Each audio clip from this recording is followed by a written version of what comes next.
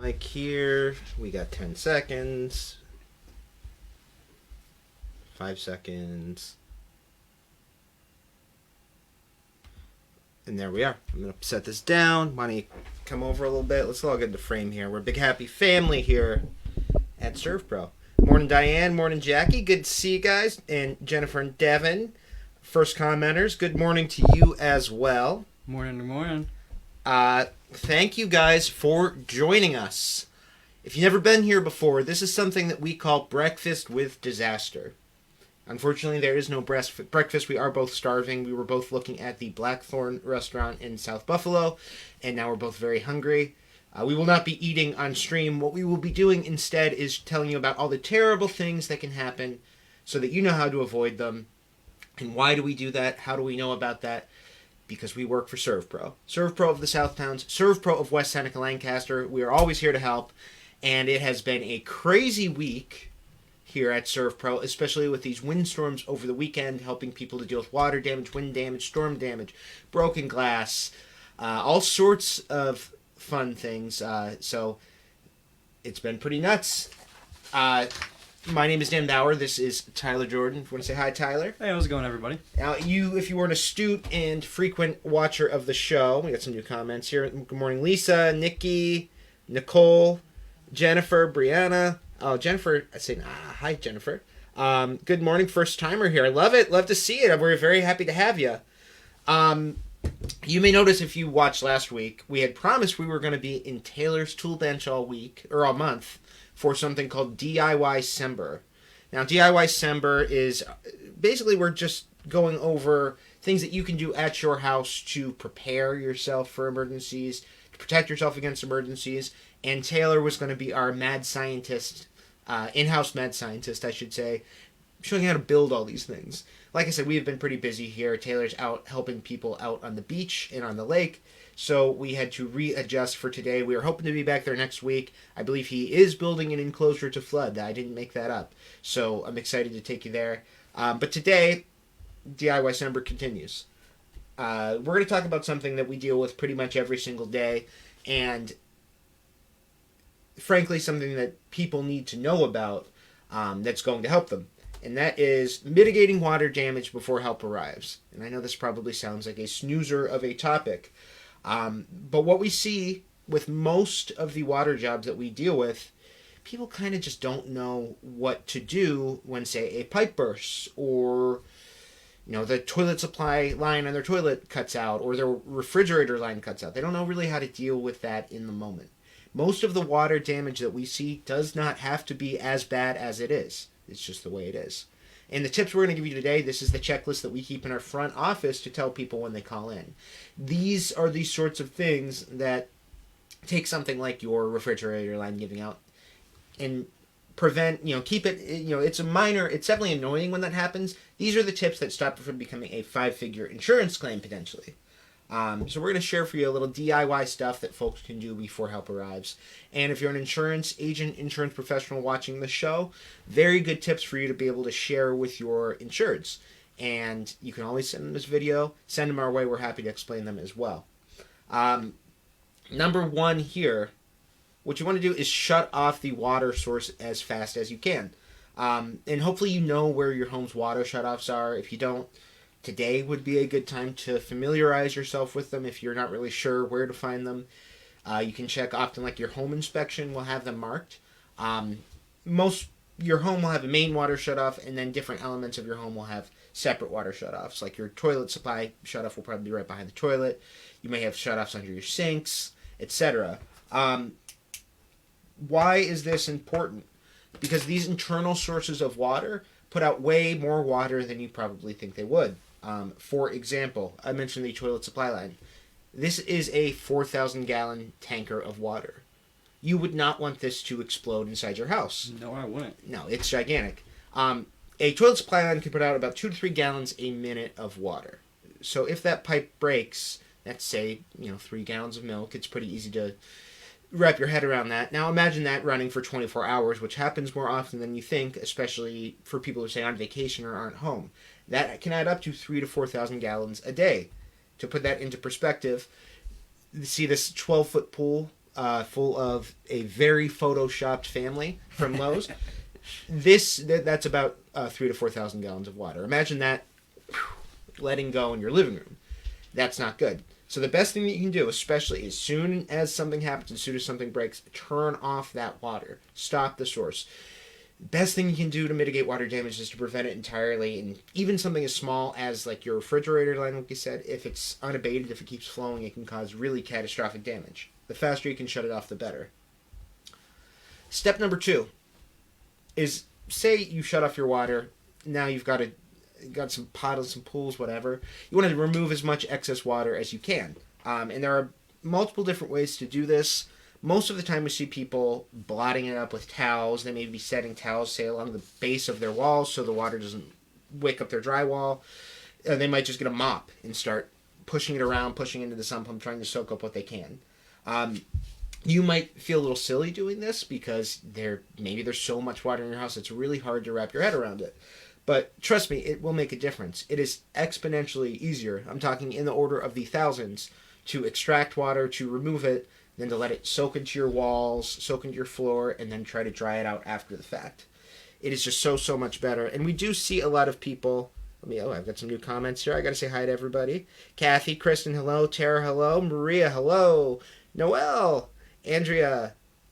We got Kathy. We got David. Oh, Dave's in the mix. Hi, Dave. Well, you guys will know all about this then. It is way easier to remove water than it is to try to dry it out after it gets in your wall cavity, under your floor, etc. The one thing that we sort of caution people against, not because it's impossible for it to work, but just because it's a little bit risky sometimes, people want to try to vacuum that water up. There are certain types of vacuums, shop vacs, etc., that are wet-dry, that if you set them up correctly, can be used for this function. A lot of times, it's very hard to know if somebody knows how to do that or not, so we tend to kind of caution people against that. It is possible. You may have heard it. You can Google it. Be careful if you're trying. And definitely don't use your regular vacuum. You will break it almost immediately. So say you've turned off your water source. You have extracted, soaked up as much water as you can. Next thing you want to do is just start to remove items from this wet area. If your upholstery, say, like cushions on your couch, something like that, has soaked up water and you can remove it, take it. If your area rugs have soaked up water, take it to somewhere dry where it can actually effectively dry out.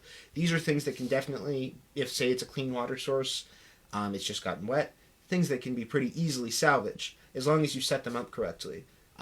Your mom may have given you this speech if you were throwing your towels on the floor as a kid.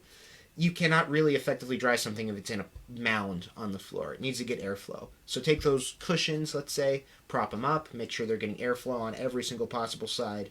Hang up your area rugs as best you can. Whatever you can do to encourage drying is going to be a good idea. And even the stuff that is probably non-salvageable that won't dry, and believe me, I've had plenty of people ask me if I can dry this, and chances are probably not worth it.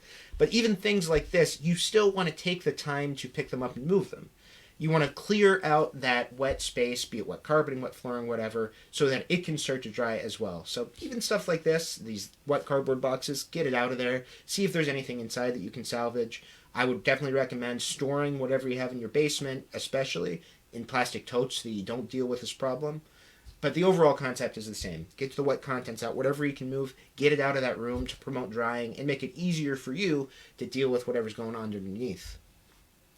Now, step number 4, this is one that gets missed a lot of times because people are doing other stuff, but it is important, especially if we have a clean water source and there's a chance that we can save the carpet. You want to pad or block the furniture, and I'm imagining a basement. I mean, water can get basically anywhere, but I'm imagining a basement. You have this nice finished basement. Let's call it the rumpus room. You got a pool table and a nice couch and a TV and an entertainment center. Unless you are very strong or have several very strong children living with you or something that you can force to carry a pool table out immediately, chances are there's going to be stuff down in this wet basement that you cannot move, get out to dry. That doesn't mean you should just let it sit. This is a rust stain on a carpet. You can see it sort of looks like you had Indian food in your Tupperware for lunch. Now the Tupperware is never going to be the same. Same idea. If you let these rust stains soak in, especially from metal legs from furniture, it can be very, very, very, very, very difficult, if at all possible, to get them out. And these are relatively easy to prevent. And this goes for wooden furniture too. You want to just stop the contact with the water. That's all you've really got to do. You can put furniture up on wooden blocks. That's what we tend to do.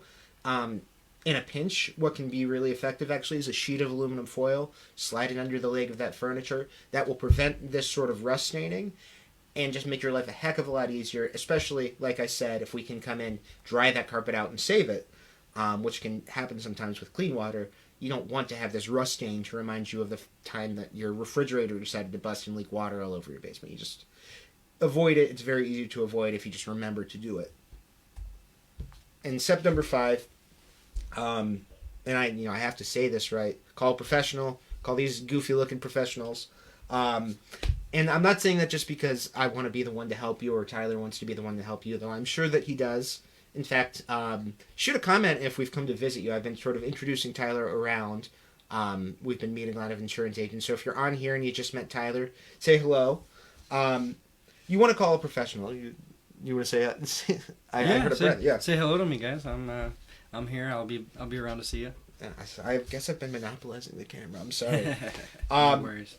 Calling a professional. And why is this important, aside from just the fact that we want to help you, is that most of the time it's free to get an estimate, but past that, with water, it can be very hard to trust your senses. Say that you followed every single tip that we just laid out.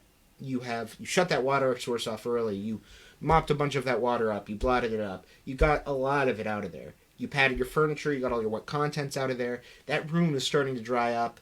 You want to put that whole thing behind you, right? And maybe you're touching your walls like this. There's my hand touching the wall. Wow, that feels dry to me. The carpet, maybe it's a little squishy, but I bet that'll dry up. I think I'm good. You might very well be fine. But you might also have water wicking up your drywall under the floor that is going to be impossible to touch, impossible to see. That could cause really serious damage.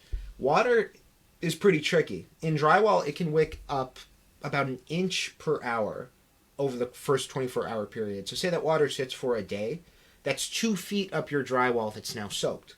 It can get under your floors very easily, especially if we're dealing with, say, hardwood floors. It can cause them to cup, and you may not even know there's water under there because to the touch they could feel completely dry. And kind of worst case scenario of all is mold and microbial growth can happen. Those spores can start to germinate in as little as 24 hours. And it can be very tricky to deal with that. It can be very tricky to predict that. Mold is a living thing, and it's kind of difficult to predict, but it can definitely happen. What a professional is going to be able to do is come in, like I said, ideally, to do a free estimate, they have all sorts of tools, all sorts of training. Usually it's a moisture meter, and I'm pretending to have my moisture meter in my hand. You could put it on, say, a piece of drywall. It sends an electrical pulse into the drywall, and if that drywall is conducting that electricity, we can say pretty conclusively that there's water in there. Things like that. They'll be able to tell you where all the places that water infiltrated, or maybe it didn't. Maybe you're fine. But it's very, very much worth it to call someone to get it checked out. And so that's our tips. To sum them up, in case you're taking notes because you want to share this with your insureds, they call you, they have a burst pipe or something, they have burst toilet supply line. You want to make sure they shut that water source off as soon as possible, and ideally, if it's something that's going to keep happening, to get it repaired. Number 2, if they have excess water there, if there's standing water, whatever, anything they can get at safely, they want to try to remove it. Use towels, use a mop, whatever. You could use every towel in the house. You will not have enough towels, I promise. The average towel can hold like 1/3 of a gallon, and like we said, that toilet supply line puts out 3 gallons a minute.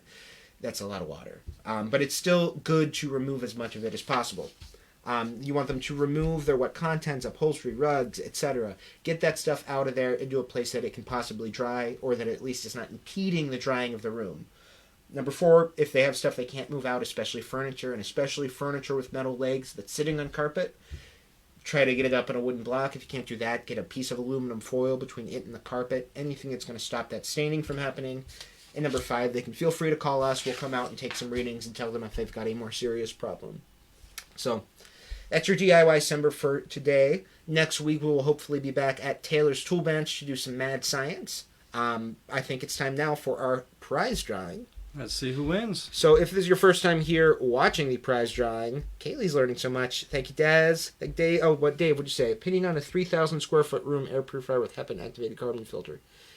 Is concerned about small amount of ozone being generated. That's a good. Oh, you got some hi Tylers. Oh, hi Megan. Hi Mike. Dave, can I call you about this? I think you're probably okay, but I want to talk to Taylor about the ozone aspect. We tend to tell people to be very careful with ozone. We've seen a lot of people getting kind of, not drinking the ozone Kool-Aid, but ozone has been very popular since COVID kind of happened, and people are getting more into air purification. So let's talk a little bit about this offline, but it's a very good question. Ozone, by the way, guys, don't breathe it in. Avoid it. It's not good for you. There's a reason that we breathe oxygen and not ozone. All right, so Dave, we will talk. Anyway, the prize drawing. This is for the Serve Pro Mug Club, and if you don't know what that is and you're watching, you are missing an opportunity to win a prize. Serve Pro Mug Club is very simple. You get a coffee mug. This is a fancy one. You'll probably get one that's less fancy, but it'll have a number on the bottom. You register that number with us. We do this prize drawing every week. You could win a prize, and if you're watching and we call your number, you will win a double prize. The only way for me and Tyler to know if you are watching is for you to leave a comment.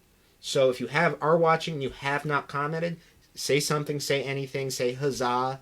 If you've been watching The Great Like Me, it's fun. It's a fun thing to say. Let me know you are here. And without further ado, let me make sure my wheel is functioning. Let's get this show on the road. All right, wheel is spinning. We got the sounds going. Who will be our lucky winner?